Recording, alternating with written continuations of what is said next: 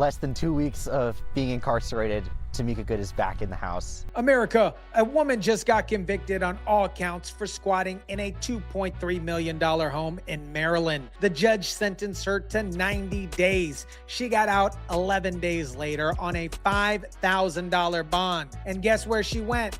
Right back to that same house. During the trial, Good argued that it was unclear which bank owned the foreclosed house because there's no clear trespassing sign. This woman calls herself an entrepreneur and a litigation coach. She's out here teaching people how to game the system while driving a Porsche that her partner allegedly stole from Pennsylvania. Featured the estate in a TikTok video posted on her account just 6 days ago.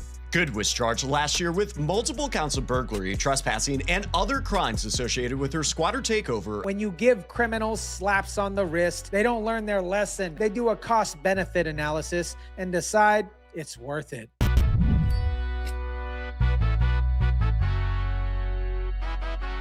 What is up, guys? Tyson DeLaCruz here. Thank you so much for rocking with me. Let me introduce you to Tamika Good. Tamika Good, the squatter and self-described pro se litigation coach. You can't be doing regular people. Now, I love how all these squatters are always entrepreneurs. They're always amazing business people, amazing coaches. They're coaches selling you stuff, but for whatever reason, they got to steal houses. If their business is doing so damn good and they're such amazing entrepreneurs, I'm not entirely sure why they would be stealing $2.3 million mansions if you're such an amazing business person. It's real fascinating to me here. And did she steal the Porsche too? Because here's what we know. Her partner, Corey Pard, is facing extradition for Pennsylvania for multiple luxury vehicle thefts. Sounds like a fantastic partner. He allegedly stole cars from Lancaster dealership parking lot. So these quote-unquote lifestyle coaches, these quote-unquote entrepreneurs, for whatever reason, they can't afford their own stuff. They can't afford their own multi-million-dollar home. They can't afford their nice cars. They got to steal it, despite claiming to be so successful. Absolutely amazing. But she's coaching people on success and life and other stuff. You cannot make this stuff up. And check this out. Her partner has a lengthy court record, including federal cases involving transporting stolen vehicles from Pennsylvania and Delaware and possessing more than 100 grams of heroin. Sounds like freaking champ. So we're not talking about some misguided person who made a simple mistake. We're talking about a career criminal who found a loophole in Maryland's weak property laws and exploited it. Now let me walk you through how this scam actually worked, because this is important. The property is a $2.3 million house in one of the wealthiest areas in Maryland. The home has been foreclosed on and is owned by Citigroup Mortgage. The previous owners defaulted on their mortgage and the bank took possession of it. And the house has been sitting vacant while they prepared to sell. And that's when Miss Tamika Good and her boyfriend, her partner, just moved in. Around 4th of July weekend on 2024, neighbors noticed new people in the house. The tight-knitted community quickly suspected something was wrong because they knew the sale hadn't closed. These weren't new buyers, and it was obvious these were squatters. We were aware that the sale had not closed and the new occupants were unlawfully occupying the building. Citigroup filed with the county district court saying, and I quote, "It has come to our attention that you have wrongfully and improperly and illegally entered and are occupying the premise. Your actions constitute a breaking and entering home invasion, and you and all occupants are wrongfully trespassing." Seems pretty clear, right? But here's where Maryland's system completely fails and falls apart. Because the squatters have been in the house for more than 30 days, that particular county and the county police said they has gained residency status. So even though that they broke in, even though they had no legal right to be in there, the police can't just remove them. The bank has to go through a lengthy eviction process. And while that process dragged on for months, Good was living in a $2.3 million mansion, driving around a stolen Porsche, and posting TikTok videos teaching other people how to do the same scam. Now, let me tell you about who the real victims are here. The neighbors who worked hard, paid their mortgages, followed the rules, and suddenly found themselves living next to career criminals. I was pretty scared. I mean, all of us in our neighborhood were. We have a lot of elderly folks who were afraid to even go to break in and be living in their house and refuse to leave. Think about that. You work your entire life. You buy a house in a nice place, in a nice neighborhood. You pay your property taxes. And now you're scared to go to sleep because the justice system won't protect you from criminals. In one of Maryland's wealthiest, safest communities, people are hiding their identity because they were afraid that convicted criminals might do something to them. Because Maryland's laws are so broken that even when everyone else knows a crime is being committed, law enforcement hands are tied. Now let's talk about the trial, because this is where it gets absolutely wild. Good decided to represent herself in court, which makes sense because she's a pro litigation coach, right? She should be an expert at this. During the trial, Good argued that it was unclear which bank owned the foreclosed house because there was no clear trespassing sign. The assistant state's attorney for Montgomery County replied after hearing Good repeat herself multiple times, saying, "I know who doesn't own the property, and that's Tamika Good," adding, "This isn't some vacant, abandoned, way out of the woods house." She argued her case for 3.5 hours. Then they broke for lunch, and watch what happened when reporters tried to ask her questions. "We attempted to make contact during the trial's lunch break." "Get out of my face." That was her response. No explanation, no justification, just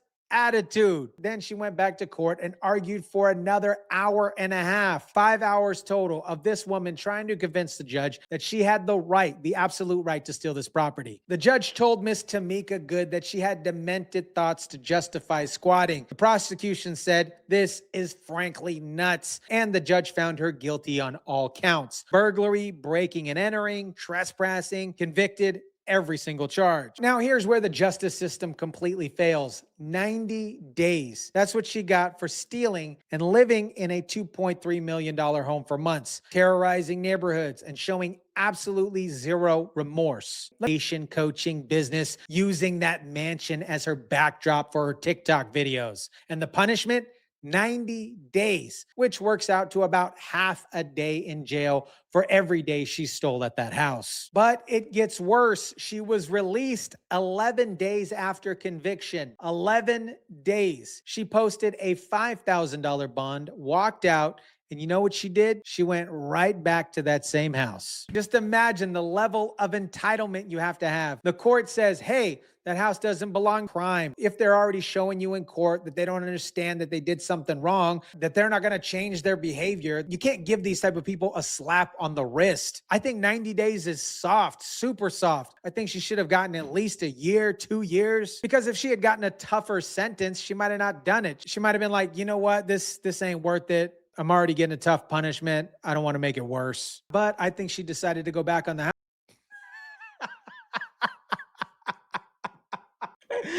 This dude is a rookie with a cookie. She can't even afford a good lawyer because she spent all her money on, oh wait, she didn't spend any money. She's just been scamming people, stole everything. Seeing something? Well, it's not a particular squatter's right. And the lawyer's response, well, it's not a particular squatter's right, but it's known as squatter's rights. He's making up legal theories on the spot. This is what happens when you hire the cheapest lawyer that you can afford because you're a fraud and you can't afford real representation. He was trying to argue that because there's some type of title issue that she can assume the property. That's not how property law works. Now let me connect the dots here because this story is bigger than just one squatter in Maryland. This is what happens when you have a justice system that refuses to punish criminals appropriately. When you give somebody 90 days for stealing a $2.3 million home and lives in it for 6 months, you're telling every other potential squatter out there, go ahead. The risk is worth the reward. Do you think that the Maryland General Assembly should make matters of closing the loophole and squatting a priority this next session? Absolutely, and other states and jurisdictions have done it too. I mean, you would not experience this kind of nonsense in many other jurisdictions across the United States. He's right.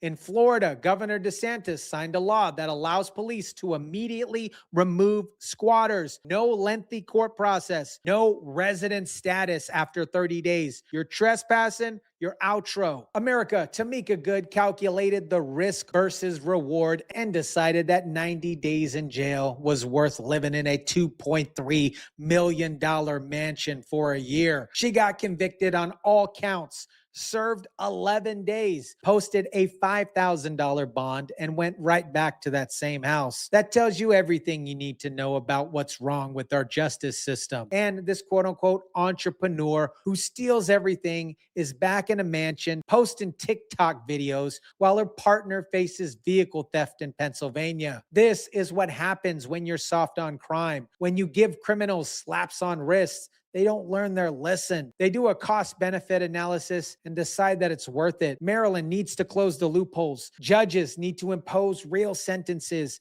and prosecutors need to stop treating property crimes like they're minor offenses. That's not justice. That's a joke. Let me know what you think about this. Drop it down in the comments section down below. Smash the like button if you kindly would. Share, subscribe, and as always, guys, I'll catch you on the next one. Cut.